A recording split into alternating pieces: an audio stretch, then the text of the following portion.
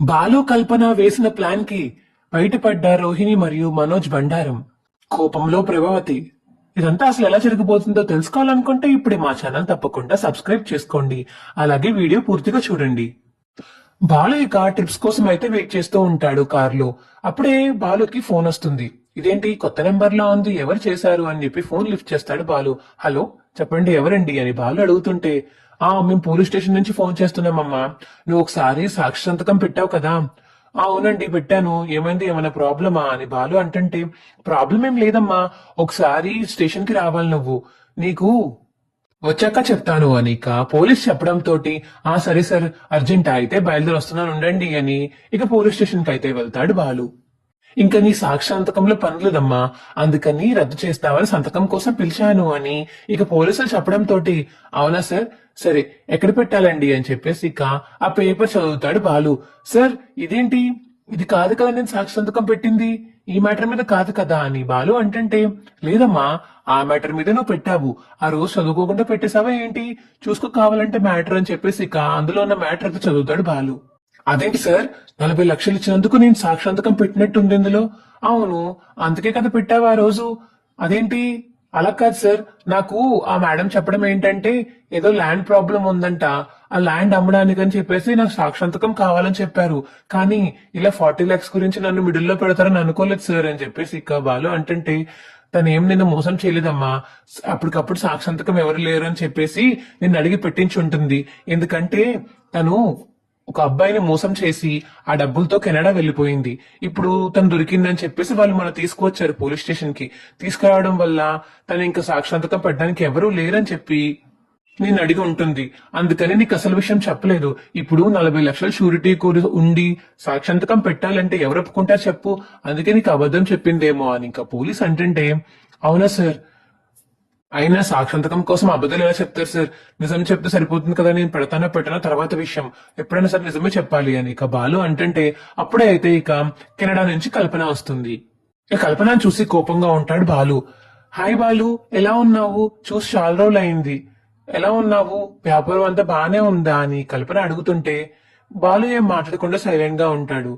ఏమైంది బాలు, మాట్లాడవేంటి అని కల్పన అంటుంటే, ఏం మాట్లాడమంటారండి, ఏం మాట్లాడమంటారు, 40 లక్షలు తీసుకుని మీరు పారిపోయింది మీరు, దానికి సాక్షాంతకం నన్ను పెట్టమంటారా?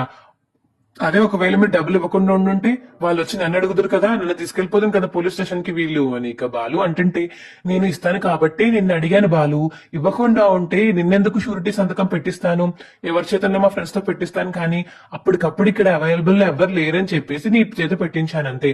అయినా నేను మొత్తం ఇచ్చేసాను కదా మనోజ్ కి అని ఇక కల్పన అంటుంటే, ఏంటి మేడం, మనోజా, ఓకే సారీ, నీకు తెలియదు కదా, నేను డబ్బులు తీసుకుంది ఒక అబ్బాయి దగ్గర, తన పేరు మనోజ్లే అని ఇక కల్పన అంటుంటే, ఎప్పుడు తీసుకున్నారు మేడం, ఒక 1 year బ్యాక్ అవుతుంది, పైగా అవుతుంది. ఏ బాలు, ఏమైంది అని కల్పన అడుగుతుంది.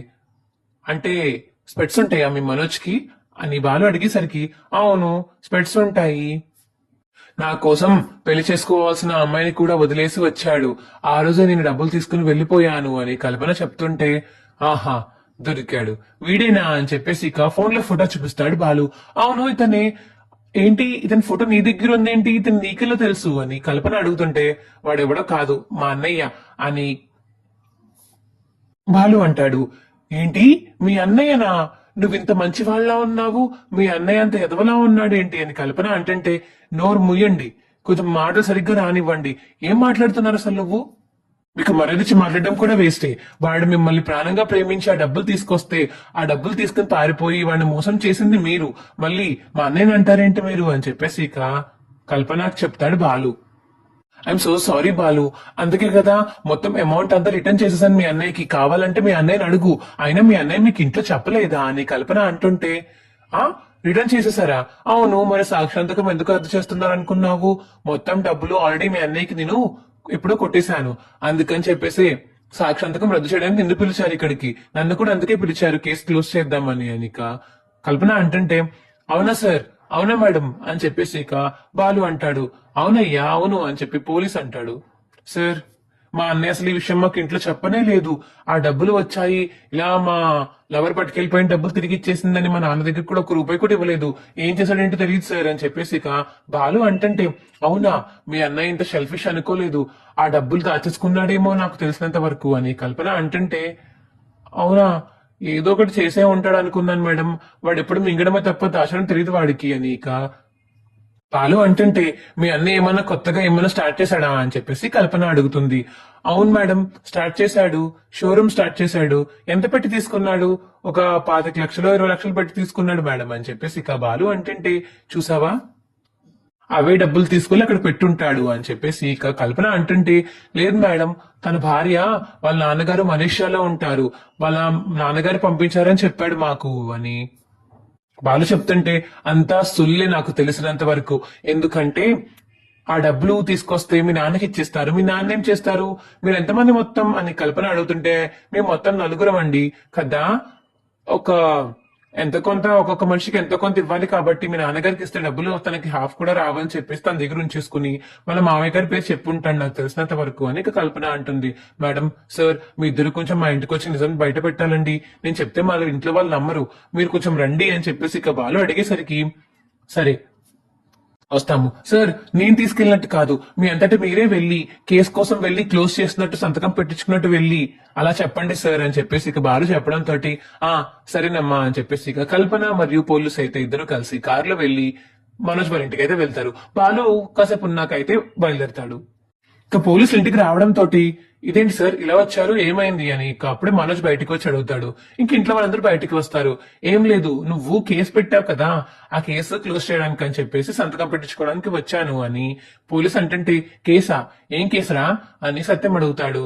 ఏం లేదులే నాన్న అని మనోజ్ అంటుంటే, ఎందుకు లేదు, నువ్వు దొబ్బేసిన డబ్బులు ఇంట్లో బయట పడిపోతాయానా అని చెప్పేసి అప్పుడే ఇక కల్పన లోపలికి వస్తుంది. ఇక కల్పనను చూసి మనోజ్ మరియు రోహిణి ఇద్దరు షాక్ అయిపోయేలా చూస్తూ ఉండిపోతారు. ఏంటి నువ్వా అని చెప్పేసి ఇక రోహిణి అంటుంటే, ఆ నేనే, డబ్బులు తీసేసుకుని ఇంట్లో అబద్ధాలు చెప్తారా మీరు అని చెప్పేసి ఇక కల్పన అడుగుతుంటే, ఎవరమ్మా నువ్వు, ఎందుకు ఇలా వచ్చావు అని ప్రభావతి అంటుంది.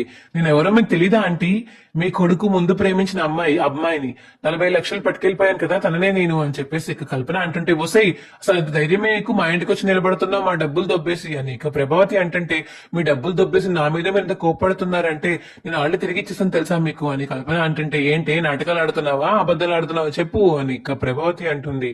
నేను నాటకాలు ఏమి ఆడలేదండి, నేను ఆల్రెడీ ఇచ్చి మీ పెద్ద కొడుక్కి 4 రోజులు 2 నెలలు పైగానే అయింది మీకు పెద్ద కొడుక్కి ఇచ్చి, కానీ మీ వాడు మీకు చెప్పలేదు. నాకు తెలిసినంత వరకు ఆ డబ్బులు అది కూడా మింగేసే ఉంటాడు అని కల్పన అంటుంటే, ఏంటి నువ్వెక్కడిచ్చావు నాకు, నువ్వేం ఇవ్వలేదు నాకు అని చెప్పేసి మనోజ్ అంటాడు. హలో హలో ఇక్కడ నేను ఉన్నాను, కావాలంటే నీ బ్యాంక్ స్టేట్మెంట్ చూపిస్తాను అని పోలీస్ అంటాడు. సార్ సార్ సార్ అని చెప్పేసి మనోజ్ అంటుంటే, ఏంట్రా వీళ్ళు చెప్పేది, అంటే వీళ్ళు చెప్పేదంతా నిజమేనమాట, నువ్వేనా అబద్ధాలు ఆడావు, ఏవి నా 40 లక్షలు ఎగివ్వు అని చెప్పేసి ఇక సత్యం అడుగుతుంటే, నాన్న అది అది అని చెప్పేసి అయితే మనోజ్ తడబడుతూ ఉంటాడు. ఏంట్రా అది అది చెప్పరా, ఏం చేసావురా, అవి కూడా మింగేసావా ఎదవా చెప్పరా అని ప్రభావతి మరియు సత్యం ఇద్దరు కొడతారు మనోజ్ ని. ఆ డబ్బులతో నేను షోరూమ్ పెట్టుకున్నాను నాన్న అని మనోజ్ చెప్పేసరికి అప్పుడే బాలు వస్తాడు. వారే వా ఏమన్నా చేసావారా, బిజినెస్ మ్యాన్ అని చెప్పేసి పెద్ద ఓవర్ యాక్షన్ కొట్టుకుంటూ తిరుగుతూ ఉంటావు కదా ఇంట్లో, నేను బిజినెస్ మ్యాన్, ఆఫ్టర్ ఆల్ మీరు డ్రైవర్, ఆఫ్టర్ ఆల్ కుకింగ్ అని చెప్పేసి అంటావు కదా అని చెప్పేసి బాలు రవి అంటుంటే మనోజ్ మాత్రం సైలెంట్ గా ఇంకా అలా ఉండిపోతాడు. బాలు అన్నయ్య నువ్వే కరెక్ట్ అన్నయ్య, మనోజ్ అన్నయ్యకి అంతా హీలన చేశాడు, అసలు వంటలోకి ఏం తెలుసు మా బాధ, బిజినెస్ మ్యాన్ నేను బ్రెయిన్ వాడలేకపోతున్నాను అది ఇది అని ఎన్ని మాటలన్నావన్నయ్య నువ్వు, చిచ్చి అసలు మనిషివేనా నువ్వు, నాన్న డబ్బులు మింగేసిందే రెండోసారి మింగేసి మళ్ళీ నాన్నకి ఇవ్వడం మానేసి నువ్వు తీసుకువెళ్లి మళ్ళీ షోరూమ్ కి పెట్టుకుంటావా, అది పెట్టుకున్నావు సరే, కనీసం నాన్నకు ఒక ముక్క చెప్పాలి కదా, అందులో కనీసం కొన్ని డబ్బులు నాన్నకి ఇవ్వాలి కదా, ఇవ్వకుండా ఎన్ని రోజులు నీ దగ్గర పెట్టుకుని ఆ డబ్బులు మొత్తం మింగేశావు, 1 రూపాయన్న మిగిల్చావా నాన్నకి ఇవ్వడానికి, నాన్న కష్టార్జితం అది అని చెప్పేసి ఇక రవి అంటుంటే, బాగా చెప్పావురా, ఛీ అసలు ఎదవా అని చెప్పేసి ఇక బాలు అయితే మనోజ్ ని కొడతాడు. ఏ బాలు కొట్టకు అని చెప్పేసి రోహిణి ఆపుతుంటే, ఏంటి నీకు కూడా తెలుసు కదా మీ హస్బెండ్ మనీ ఇలా చేసినట్టు, నేను ఇచ్చినప్పుడు నువ్వు కూడా ఒక పోలీస్ స్టేషన్ లోనే ఉన్నావు కదా రోహిణి, ఏ నువ్వైనా మీ ఇంట్లో వాళ్ళకి చెప్పలేకపోయావా అని కల్పన అంటుంటే, ఇక రోహిణి అయితే సైలెంట్ అయిపోయి ఇలా ఉండిపోతుంది. ఎందుకు చెప్తుంది పార్లర్ అమ్మా, మనకి ఎందుకు చెప్తుంది? డబ్బులు వాళ్ళ నాన్నగారి అకౌంట్ లోంచి పడ్డాయని చెప్పింది కదా. ఇదంతా అబద్ధమే. వాళ్ళ నాన్న ఒక్క రూపాయి కూడా పంపలేదు. ఇన్ని రోజులు నాన్న డబ్బులే మాకు ఇచ్చాడు 2 లక్షలు. నాన్న డబ్బులే షోరూమ్ లో పెట్టుకున్నాడు. ఇక వీడికి ఎక్కడ ఉంది అసలు ఒరిజినల్ డబ్బులు ఎక్కడున్నాయి వీళ్ళ దగ్గర అని చెప్పేసి ఇక ఆ బాలు అంటుంటే ఇక ప్రభావతి కోపంతో ముందుకు వస్తుంది. ఏ రోహిణి, మీ నాన్న పంపించిన డబ్బులు కాదా అవి అంటే? అత్తయ్య అది అది ఇది కాదు, పంపించిన డబ్బులా కాదా చెప్పు సమాధానం అని గట్టిగా అడుగుతుంది ఇక ప్రభావతి. అత్తయ్య, మా నాన్న జైల్లో ఉన్నారు కదా అత్తయ్య, మీరు అస్తమానం డబ్బులు డబ్బులు అంటున్నారని భయం వేసి ఈ డబ్బులు మేము ఉంచేసుకుని మీకు ఇస్తే మీరు సాటిస్ఫై అవుతారు కదా అని చెప్పేసి ఈ డబ్బులు ఉంచుకున్నాము అని రోహిణి చెప్తుంది. ఇక కోపంతో రగిలిపోతుంది ప్రభావతి. రోహిణి చెప్పు పక్కన కొడుతుంది. అత్తయ్య, ఏంటి అత్తయ్య, అసలు సిగ్గుందా సిగ్గులేదా నీకు? వీళ్ళ ముందు కొట్టద్దనుకున్నాను, కానీ కొట్టేదాకా నా మనసు అసలు ఒప్పుకోవట్లేదు. నువ్వు నీ తండ్రి దగ్గర నుంచి తెచ్చావేమో అనుకుని ఈ 40 లక్షలు కూడా నిన్నే కట్టమని చెప్పాను నేను. ఇంకా ఇంకెక్కడ తెచ్చి కడతారు మీరు అసలు? ఆ డబ్బులు తప్పేసి మీ దగ్గర పెట్టేసుకున్నారు.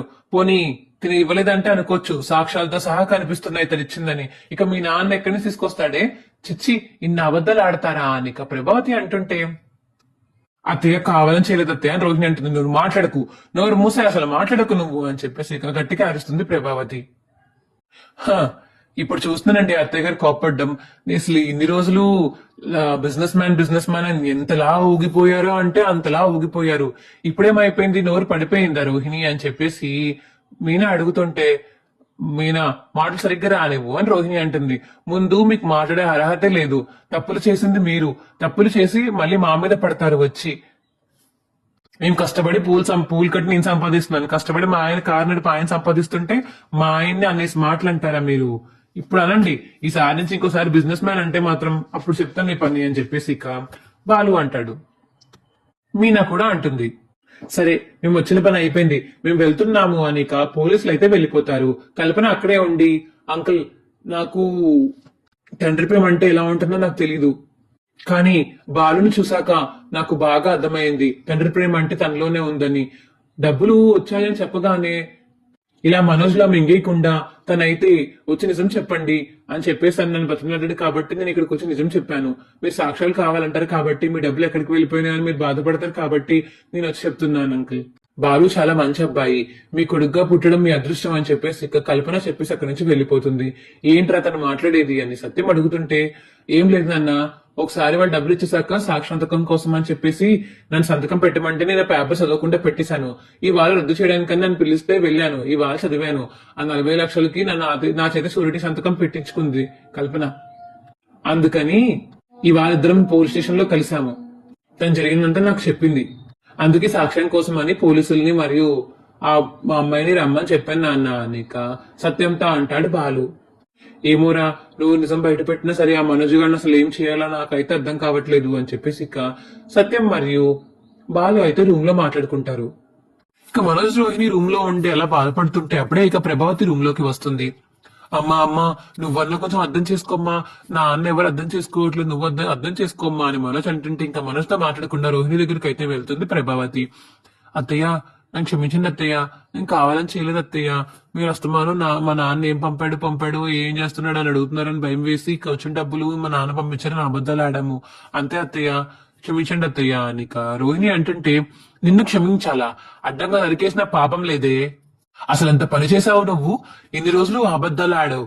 నీ నాన్న దగ్గర నుంచి ఒక్క రూపాయి కూడా రాలేదైతే, ఇంకా మీ నాన్నే షోరూమ్ పెట్టించారు అది ఇది అనుకున్నాను, కానీ మా ఆయన డబ్బులు దొబ్బేసి షోరూమ్ పెట్టిస్తారా? అసలు ఆ నిర్ణయం తీసుకునే హక్కు నీకు ఎక్కడిదే అని చెప్పేసి ఇక